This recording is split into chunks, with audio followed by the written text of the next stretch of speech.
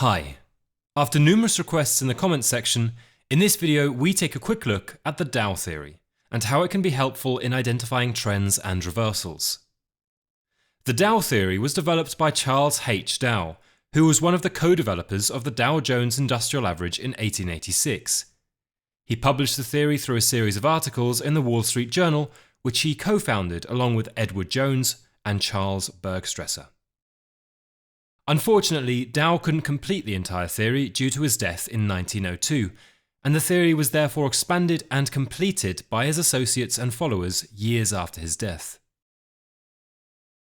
There are 6 main tenets of the Dow theory.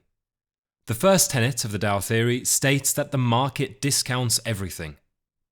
The Dow theory states that the market is efficient and discounts everything known to the general public. In a stricter implementation of the theory, the markets even discount future events. If Dow theory is to be believed, it's impossible to beat market returns without exposing oneself to higher risk. As per the theory, all available information is already built into stock prices, and neither expert stock selection or market timing can help anyone outperform the market returns. The second tenet of the Dow theory states that there are 3 kinds of market trends. The first is a primary trend that lasts a year or more, such as a bull or a bear market. Within the primary trend, there are intermediate, secondary trends that are formed against the primary trend, like a pullback or a short-term correction. The duration of secondary trends can be between 3 weeks and 3 months. Then there are minor trends that last less than 3 weeks and are considered noise.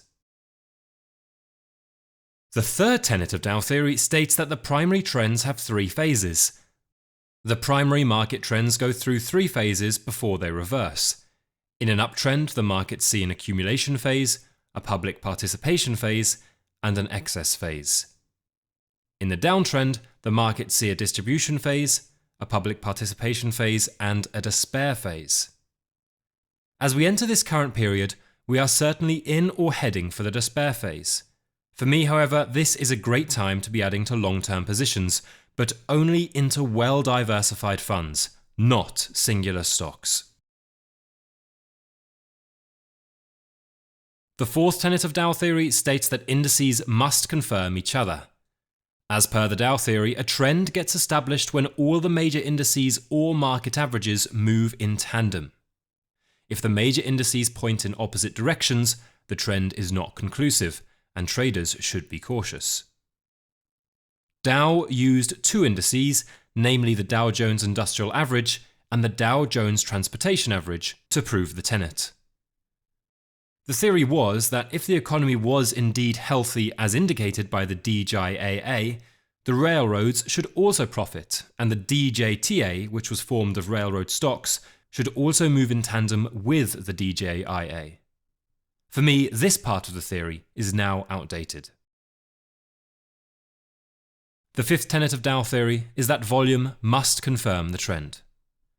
As per the Dow theory, the trading volume should increase when the price is moving in the direction of the primary trend. So, for example, if the index is in an uptrend, the volume should be higher when the index is moving up and lower when it's moving down. If price moves in the direction of the primary trend with lower volumes, then it's assumed that the trend is not strong and a reversal might happen. This part of the theory still holds true today. Whether it is the direction of trend or a breakout trade, the volume should also be aligned to the move. The sixth tenet of Dow theory is that trends persist until a clear reversal occurs. As per the theory, a trend is considered to be in force until a clear reversal occurs. Investors and traders must understand how to identify reversals and how to differentiate them from secondary trends. Also referred to today as technical analysis, this part of the theory refers to the breaking of support or channel lines.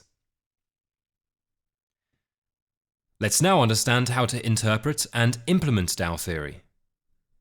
A follower of Dow theory trades only in the direction of the trend, and therefore it becomes necessary to understand how to determine which trend is in force and how to identify the reversal as it happens.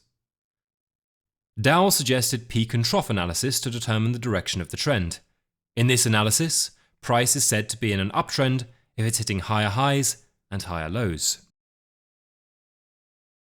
On the other hand, the trend is said to be reversed when the price fails to reach new highs and breaches previous low levels, making lower highs and lower lows. The downtrend is deemed to be in place if the price keeps on hitting lower lows and making lower highs. The downtrend reverses when the price breaches the previous high and makes a lower low. The theory can be used to identify the trends and reversals in individual securities as well as in broader markets. It gives a bird's eye view and microscopic view of the direction of the trend, which is of great help to a trend-chasing trader or investor.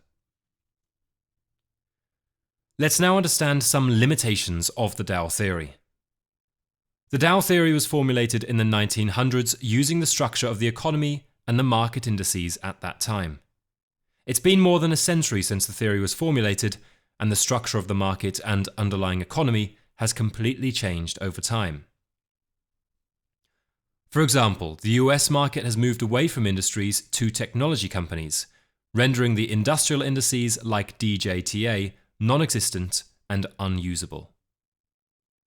The other limitation of the theory is the emphasis on the efficient market hypothesis in its first tenet. There have been many examples of active managers beating the market returns through expert stock selection and market timing, which is a complete contrast to the theory. If you invest enough time and develop the right skills, it is indeed possible to beat the market returns in the long run. Summing it up, the Dow theory, due to its simplicity, is a potent tool for traders and investors who need a simple theory to determine the direction of the trend. It's easy to interpret and works well in all time frames. I loosely use the theory, although prefer using moving averages to determine the trend. Thanks for watching. If you found some value, please consider subscribing or even joining our group.